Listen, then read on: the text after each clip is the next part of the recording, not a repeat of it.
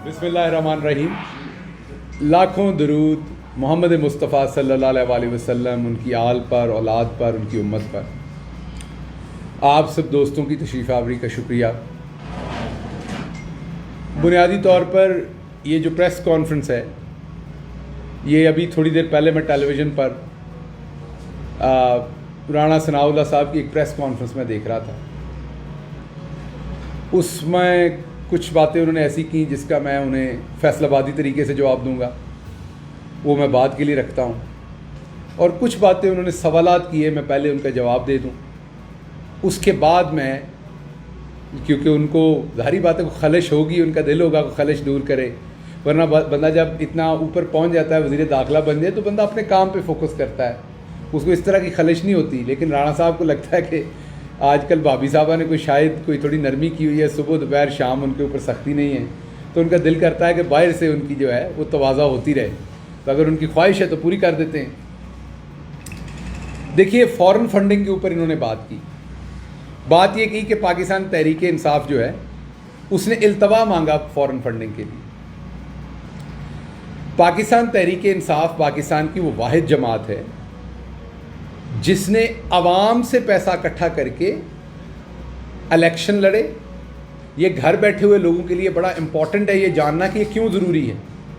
पाकिस्तान की सियासत में आज कौन आ सकता है? नॉर्मली वडेरा आ सकता है, इंडस्ट्रियलिस्ट आ सकता है, जो इलेक्शन के ऊपर बड़ा पैसा खर्च करता है, जैसे ही जीत के आता है वो फिर पैसा बनाता है क्योंकि उसने अगले इलेक्शन पे फिर खर्च करने हैं। ये साइकिल है। इसके बरक्स अमेरिका में, बरतानिया में, दूसरी जगहों पे क्या होता है, एक स्कूल टीचर है, एक प्रोफेसर है, एक कोई बंदा भी है जिसने, एक साफ़ ही है, किसी ने इलेक्शन लड़ना है।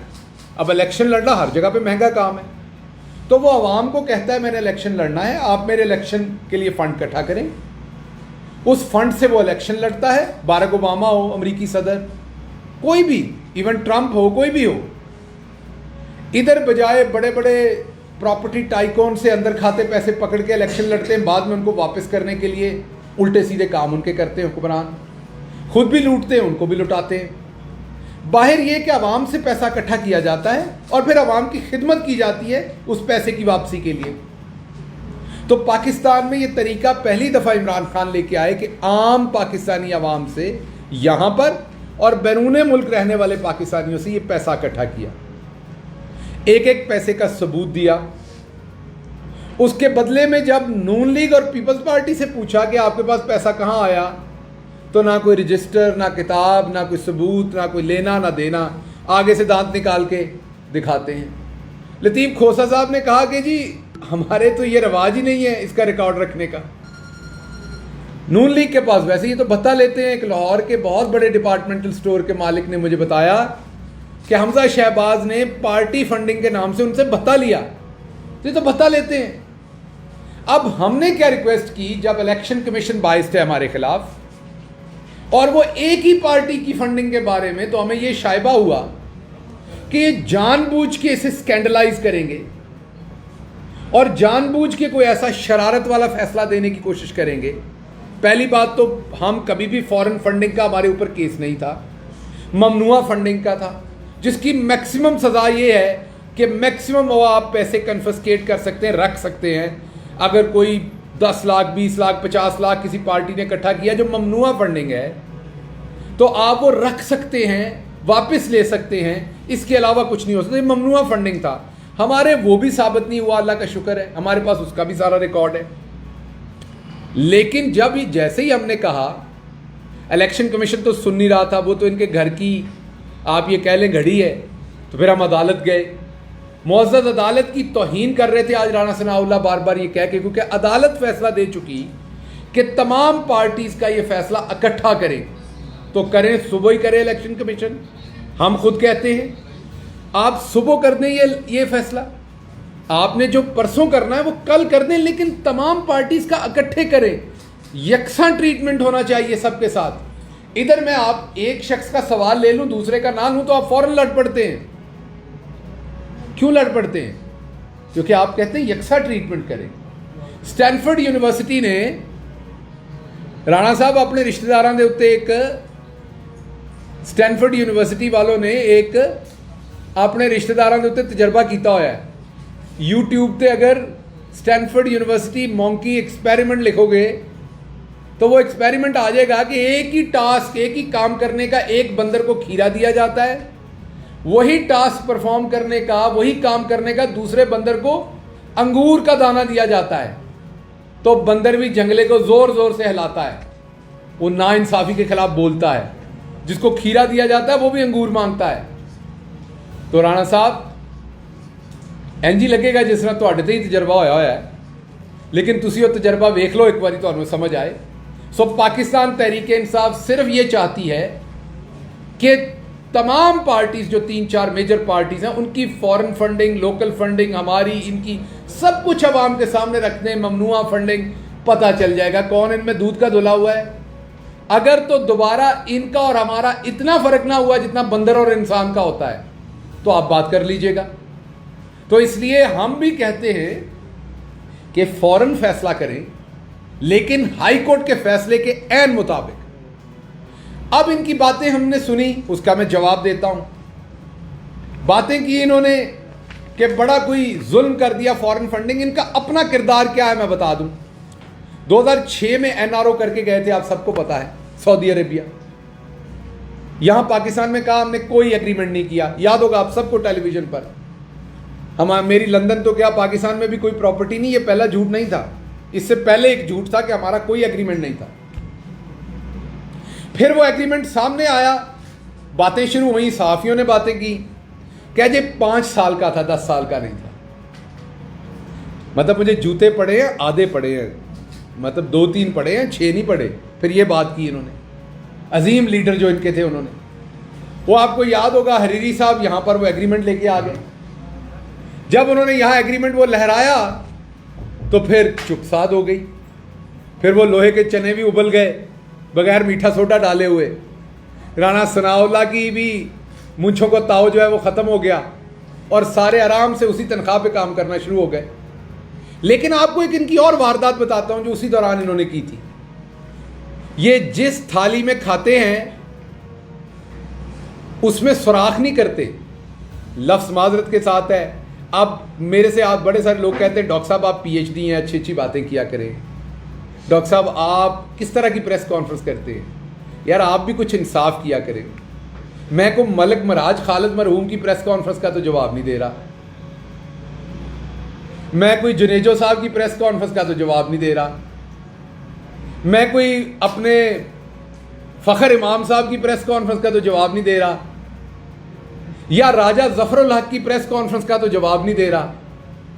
मैं छठे फूके बदमाशों की प्रेस कॉन्फ्रेंस का जवाब देता हूं, जिनको सवाए गाली, गलाजत, धमकी, बगैरती, इसके अलावा और कोई बात ही नहीं है। तो जवाब भी तो उसी तरह का देना पड़ना है मेरे भाई। इसलिए बर्दाश्त किया करें। और मुझे भी शर्म आती है प्रेस कॉन्फ्रेंस के बाद, मैं आपसे एग्री करता हूं। जब मैं वीडियो पे देखता हूं ये मैंने क्या कुछ बोला तो मुझे ज़ाती तौर पे शर्मिंदगी होती है, लेकिन मेरा काम है।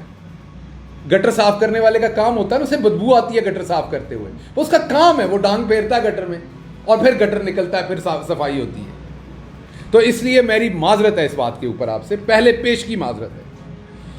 तो इन्होंने एक बारीक वारदात की 2006 में जब एनआरओ लेके गए थे। उस वक्त सऊदी कानून के मुताबिक इजराइल के साथ काम करना मना था, कोई कारोबार करना इजराइल के साथ मना था। ये तो क्योंकि उम्मत मुसलमान के चैंपियन है, इनको तो रोटी हजम नहीं हो जाती जब तक ये बिल्कुल ऐन इस्लामी तरीके से सारे काम नहीं करते हैं ना। कहते तो ये यही है अल्हम्दुलिल्लाह ये सब कुछ हमारा है। तो इन्होंने अल्हम्दुलिल्लाह पढ़ के इजराइल के साथ बिजनेस शुरू किया। जब वो सऊदी हुकूमत को पता चला तो उन्होंने फिर इनकी ठुकाई भी की, इनके खिलाफ कार्रवाई भी की और इनकी सरजनिश भी की, क्योंकि ये सऊदी कानून का एहतराम नहीं कर रहे थे। ये करें कंडेम, इनमें जरूरत है तो, क्योंकि ये उस वक़्त के कानून के मुताबिक इजराइल से बिजनेस कर रहे थे, वहां का कानून इसकी इजाज़त नहीं देता था। फिर सारी उम्र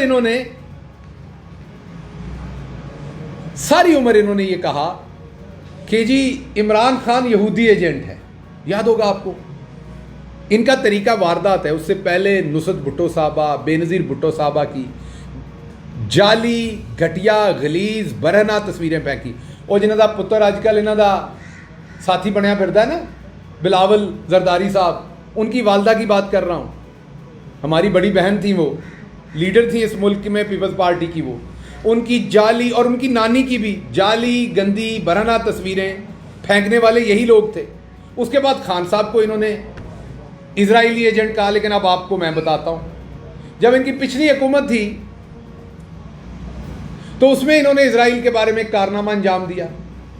लेकिन बाजी, क्योंकि मेरी बाजी जो है थोड़ी नालायक हैं, पढ़ी लिखी कम है, और उनके जो इर्द गिर्द है वो भी कोई कपड़े सीने वाला है, कोई चुगलियाँ सुनाने वाली बाजी है, कोई जुएँ निकालने वाली बाजी है, कोई और काम करने वाली बाजी है। तो वो भी कोई पढ़ने लिखने वाली बातें नहीं करती बाजियाँ मेरी सारी। तो किसी बाजी ने उनको वीडियो दे दी, उन्होंने चढ़ा दी। वो आपको याद होगा, नूर दहरी की एक वीडियो थी, बाजी ने लगा दी कि इमरान खान ने इजराइल वफ्द भेजा है। और बाद दे विच पता लगा कि वो अपने प्यो ने भेजा होया सी। सो बाजी ने एक दफ़ा फिर अब्बा जी को रगड़ के रख दिया। वो जो मैं कहता हूँ ना, रंदा फेर दिया, वो फिर रंदा फेर दिया। वो बाद में पता चला इनके मजहबी अमूर के जो मोतबर थे अजमल कादरी साहब, वो तशरीफ़ लेके गए थे। वो बेचारा नूर दहरी जो है वो भी चीख उठा के बीबी तुहाडे अब्बा जी के बारे। वो फिर ट्वीट डिलीट करनी पड़ी। और भी बड़ी सारी ट्वीटें डिलीट की हुई हैं बाजी ने, जो करती हैं फिर डिलीट करती हैं। कोई मसला नहीं, बाजी हैं हमारी। उसके बाद एक तरफ फॉरेन फंडिंग हमें बताई जाती है, दूसरी तरफ पूछो ये अपार्टमेंट कहाँ से लिए। अभी रात में एक देख रहा था बाजी का वीडियो, उसमें बाजी कह रही है कि इमरान खान ने कहा है वो अपार्टमेंट मेरे हैं। मैंने अपने भाई हुसैन को कहा है कि आप इमरान खान ने कह दिया तो मेरे नाम लगा दो। बाजी हम तो ये कहते ही नहीं कि आपके नाम लगा दो, आप तो हैं ही बेनिफिशरी। हम तो पूछते हैं कि हुसैन ने लिए हैं या आपने लिए, पैसे कहाँ से आए थे। और उसका जवाब आपने सुप्रीम कोर्ट में दिया है कि ये कतरियों ने दिए थे। अब मुझे सिर्फ ये बता दें कि कतर जो है वो चीचा वतनी में है या चीचू की मलिया में है। कतर क्या इधर चविंडे में है या इधर सियालकोट में है? मुझे ज़रा बता दीजिएगा कि कतर क्या वो रायवंड के पिछली साइड पे गांव पड़ता है, उसका नाम कतर रखा हुआ है आपने? कतर एक बैरूनी मुल्क है। बैरूनी मुल्क से आपको अपार्टमेंट लेके दिए गए और आपने कहा हमें तोहफा मिला। मैं नहीं कह रहा, ये आपने सुप्रीम कोर्ट में कहा हमें तोहफा मिला। मतलब क्या करते थे? उनके को बाल शाल काटते थे आप लोग? मतलब क्या करते थे जिस पर आपको तोहफा मिला? किस चीज को, क्या खिदमत अंजाम देते थे कि आप तोहफा वो आपको दे रहे थे? तो आपको तोहफे मिल रहे हैं कतरी से, तो वो फॉरेन फंडिंग नहीं है। हम जनाबे वाला उधर अमेरिका में जाकर शाहिद रांझा हो या इरफान हो या दूसरे हमारे जितने कारकुन हैं वो अमेरिका में हो, उनसे अब मुझे अभी भी याद है सारे $10 की इनकी मेंबरशिप भी थी।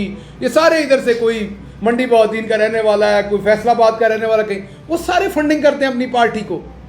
वो करें तो फॉरेन फंडिंग है। कतरी आपको अपार्टमेंट लेके दें तो वो जायज़ है। अच्छा चले वो भी ठीक, कोई सबूत दे दें, फिर कहते नहीं वो ऊँटों पे पैसे गए थे। फिर पूछा, कहते नहीं वो हमारी तो ट्रस्ट डीड बनी हुई है, वो कैलबरी फंड में, वो भी जाली है। सो एक तरफ आपके कतरी खत, एक तरफ आपके इसराइली खत और वीडियोस, और दूसरी तरफ वतुइज़्ज़ु मन तशा वतुज़िल्लु मन तशा। बेशक रब देता है इज्जत और जिल्लत, आपके बस में हो तो आप तो किसी को जीता ना छोड़े। एक तरफ आपके ये खत और दूसरी तरफ मस्जिद अक्सा के इमाम मस्जिद का खत इमरान खान के लिए, क्योंकि वो उम्मत मुस्लिमा का लीडर है। मैं दोबारा बता दूं, बाजी को पता नहीं होना, मैंने बताया ना वो चुगलियां करने वाली बाजियां थे ऐ ही दस सकदियां ने कि आजकल सना सफीना का जोड़ा केड़ा नवा आया हुआ है। सो उनको मैं बता दूं कि मस्जिद अक्सा जो है वो इस टाइम वहाँ पर मुसलमान उस इलाके में जो है वो इजराइल के गज़ब के अंदर है। तो उसका इमाम मस्जिद जो है, एक तरफ आप अजमल कादरी को पहली हुकूमत में भेजते हैं और अभी हुकूमत आती है तो अहमद कुरैशी को भेज देते हैं। अभी हुकूमत आई तो अहमद कुरैशी का वफ्द भेज दिया, पाकिस्तानियों का वफ्द इजराइल। एक तरफ आप भेज रहे हैं, दूसरी तरफ मस्जिद अक्सा का इमाम मस्जिद इमरान खान की सताइश के लिए खत लिख रहा है। यह है वो इज्जत और जिल्लत जो खुदा जिसके हिस्से में देना चाहे वो उसकी मर्जी है। ये खरीदने से नहीं मिलती, ये जोर लगाने से नहीं मिलती। इसलिए मैंने बाजी को ये बताना है कि इस तरह बातें करवा के काम नहीं बनना। एक और बयानिया दिया जा रहा है, बार बार ये कहा जा रहा है कि हम हुकूमत में नहीं आना चाहते थे। एक घर कहता है हम हुकूमत में आना चाहते थे।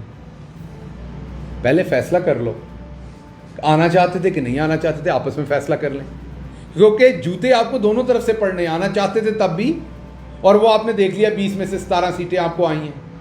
आप आना चाहते हैं तब भी पड़ेंगी, नहीं आना चाहते तब भी पड़ेंगी। अच्छा, पहले वाला आपका ले लेते नैरेटिव, आप नहीं आना चाहते थे, तो फिर इमरान खान का जुमला आता है आपके ऊपर सादिक, क्या हम कोई गुलाम हैं, आप जो कहें वो कर लें। तो आप क्यों आए थे किसी के कहने पे? आपको अल्लाह ने अकल नहीं दी? आपको कहीं छलांग मार दो तो आप छलांग मार देंगे? तो अब आपने ये काम किया है तो अब आप भुगतें। गाजरें खाई हैं तो पेट में दर्द तो होगी। तो आप क्या इतने गुलाम हैं, क्या आप इतने नीचे लगे हुए हैं, क्या आप इतने करप्ट हैं कि आपकी अपनी कोई सोच नहीं? कि जावेद लतीफ़ कहता हमें धक्का दे के हुकूमत में लाया गया, हम आना नहीं चाहते। आपकी कोई सोच नहीं है। लीडर तो वो होता है जो लीड करता है फ्रंट से। आप तो बता रहे हैं आप आना नहीं चाहते थे। और दूसरी तरफ ऐसे कारीगर थे जो कह रहे थे तजर्बेकार टीम है, हम तो ये कर देंगे। वो कितने ने तजर्बेकार टीम? मैं एहसन इकबाल के बारे में बता दूं कि एहसन इकबाल ने उस फैमिली से जिससे माफ़ी मंगवाई, मैं नाम नहीं ले सकता कौन कौन से इदारे से, प्रेशर डलवा के, और उन्होंने बेचारों ने काम वीडियो बना के दे देते हैं। उन्होंने काम वीडियो बना के देते हैं। ऐसा मनहूस इंसान है, कहता नहीं ईद वाले दिन मेरे घर आए। उनको धमकी दी कि आपके बच्चे स्कूल नहीं जा सकेंगे। ये इनका पढ़ा लिखा, इस घर दे विच पढ़ा लिखा पुत्र है इन्हां दा। तो दूसरों का हाल आप खुद ही देख लें क्या होगा। तो ये गुंडे हैं, मवाली है, ये एक माफिया है, ये सियासतदान नहीं है। तो ये हुकूमत में आना नहीं चाहते थे, लेकिन 3 महीने के अंदर पूरा गुलशन जो बनाया था वो उजाड़ के रख दिया। लेकिन अभी ये हुकूमत में नहीं आना चाहते थे। तो इसलिए मैं आपको ये बताना चाहता हूं कि मंजर नहीं चलना, जनरल इंतखाबात की तरफ आएँ। अब आपकी हुकूमत जो है वो उससे बड़ा टेरिटरी का जो एरिया है ना, वो अली अमीन गंडापुर के छोटे भाई तहसील नाज़म है, उससे ज़्यादा इलाका उनके नीचे आता है जितना इलाका आपके नीचे आ रहा है। अब राणा साहब आप वही हरकतें कर रहे हैं कि जब किसी पुराने हाथी के दांत निकल जाए ना, तो फिर वो बढ़के मारे ना बड़ी बड़ी, तो मुंह में हवा भी नहीं रुकती दांत ना होने की वजह से, वो भी फुसक करके निकल जाती है। तो अब आप टूथलेस हैं, आज अखबारें भी लिख रही हैं। तो आप गाली गलोच खान साहब के लिए ना करें। ऊपर को देख के थूकेंगे तो आधा थूक आपकी मूंछों में रह जाना है, आधा वापस आके आपके ऊपर गिरना है, पूरा थूक आप ही के ऊपर गिरना है। तो खान साहब को गालियां ना दें, आप मेरे शहर से हैं, हम चाहते हैं हम आपका एहतराम करें, लेकिन आप एहतराम करवाएं भी। आप अपनी वजारत दाखिला करें, अपने जौहर दिखाएं अपनी वजारत के अंदर। कोई पाकिस्तान के पासपोर्ट की इज़्ज़त बेहतर करवाएं, पाकिस्तान के अंदर कोई और अमनो अमान के ऊपर बेहतर काम करें, को अपने जौहर दिखाएं जो आपको चीज़ मिली हुई है। लेकिन ये काम आप ना करें तो बेहतर होगा, पहली बात।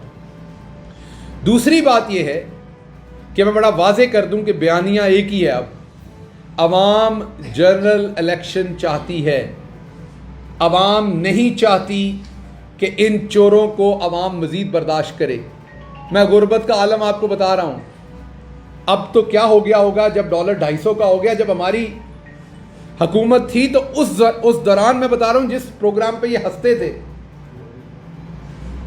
10 लाख लोगों ने खाना खाया था पनाहगाह और लंगर खानों पे, और 6 लाख लोगों ने वहां क़याम किया था, और ये उस प्रोग्राम पे हंसते थे। इंशाल्लाह उस प्रोग्राम को अब बहुत जल्दी हम अपलिफ्ट करेंगे। दोबारा कह दूं, फॉरेन फंडिंग का फौरी फैसला करें, अदालत के हुक्म के मुताबिक करें। सिर्फ हम तो कहते हैं फैसला भी ना करें, इनकी फंडिंग को आउट कर दें, हमारा भले फैसला कर दें। चले ये भी आपको ऑफर देते हैं, हमारा फैसला कर दें, इन्हों की करतूत इनकी रिपोर्ट आउट कर दें, आपको नजर आ जाएगा कि ये कौन लोग हैं। तो इसलिए मेरी गुजारिश आपसे ये है कि अब आप जो हमें पीछे से पैगामात भेज रहे हैं कि जी आए किसी तरह इलेक्शन के लिए बैठ जाएं, और आपका एक ग्रुप इलेक्शन में जाना नहीं चाहता क्योंकि 20 में से 17 सीटें नज़र आ गई हैं, उनको अवाम में जाते डर लगता है। मैं आपको एक बात बता दूं बंदे ने, बाजी ने एक दफ़ा कहा था हेलमेट पहन के जाना चाहिए। आपने सारी बातें बाजी की नहीं माननी, जो बातें सारी बाजी की मानता उसका हाल नवाज शरीफ जैसा होता है। मैं आपको एक बात बता दूं, बंदे ने हेलमेट पहना हो तब भी सर में जोर से जूता लगे चोट लगती है। नहीं यकीन तो ट्राई करके देख लें। इसलिए इस चक्कर में नहीं रहना कि हेलमेट खरीद लेंगे और आवाम में चले जाएंगे। पता चला लाहौर में आप लोगों ने धड़ाधड़ हेलमेट उठाने शुरू कर दिए हैं, इससे भी काम नहीं शुरू होना आपका। सो अब हेलमेट पहने या आप तरबूज को उल्टा करके पहने, आवाम को आपका नज़र आ गया कि आप छोटे मोटे चोर थे। आज भी मेरे ख्याल बिजली महंगी करने जा रहे हैं आप छोटे मोटे चोर थे, ये फंस गए यहाँ पर ऊपर। जितना हिलेंगे, जितना आप और एक्टिंग करने की कोशिश करेंगे, जितनी आप तजर्बेकारी दिखाने की कोशिश करेंगे, आप मज़ीद जलील और रुस्वा होंगे। बेहतर है जनरल इलेक्शन में जाएं, अपनी जान छुड़वाएं। आपकी हालत उस बंदर जैसी है जो चीज़ उठाने के लिए वो छोटे से बर्तन में हाथ डाल बैठता है, ना अब वो छोड़ रहा है। लालची इतना है कि वो माल नहीं छोड़ रहा जो उसने हाथ में पकड़ा हुआ है, और मुट्ठी बंद है, वो बाहर नहीं निकल रही। हाथ खोलेगा तो बाहर निकलेगा। तो इसलिए आप उस बंदर की तरह उस घड़े को साथ साथ ही उठा के फिर रहे हैं, मुट्ठी खोल दें ना। आपको हमने एनआरओ लेने देना, इसको भी रिवर्स करेंगे इंशाल्लाह 2/3 मेजॉरिटी के साथ आके। तमाम चोरी आपकी हम रिवर्स करेंगे। आप जो जो गलत कवानीन बनाएंगे उनको रिवर्स करेंगे। जिन जिन ब्यूरोक्रेट्स ने आपके साथ सलूक किया था उनका पीछा करेंगे। मैं भूल ना जाऊं फिर प्रेस कॉन्फ्रेंस में, राव सरदार, बेसिकली तो राव गुलाम होना चाहिए उनका नाम, जो वो कार्रवाइयाँ करके गए। वो रेलवे में चले गए, अल्लाह रेलवे का अल्लाह ही हाफिज है, वहाँ क्या कुछ होगा। तो जो मुसाफिर रेलवे पे सफ़र करते हैं, आपको पता हो कि आपका आईजी अब एक बुज़दिल है, तो अपना सामान शमान जो है वो ज़रा हिफाजत में रखा करें, क्योंकि डाकू आ गए तो राव साहब ने कहना आओ जी जो मर्ज़ी कर लो, जो कुछ उन्होंने 25 मई को किया था, जो कुछ उन्होंने असम्बली में किया था। तो इसलिए अब रेलवे के अंदर राव गुलाम साहब आईजी हैं, तो जो रेलवे वाले हैं वो भी अपना ख्याल कर लें। जो भी मुसाफिर वहाँ सफ़र करते हैं वो ज़रा अपने सामान की हिफाजत खुद करें।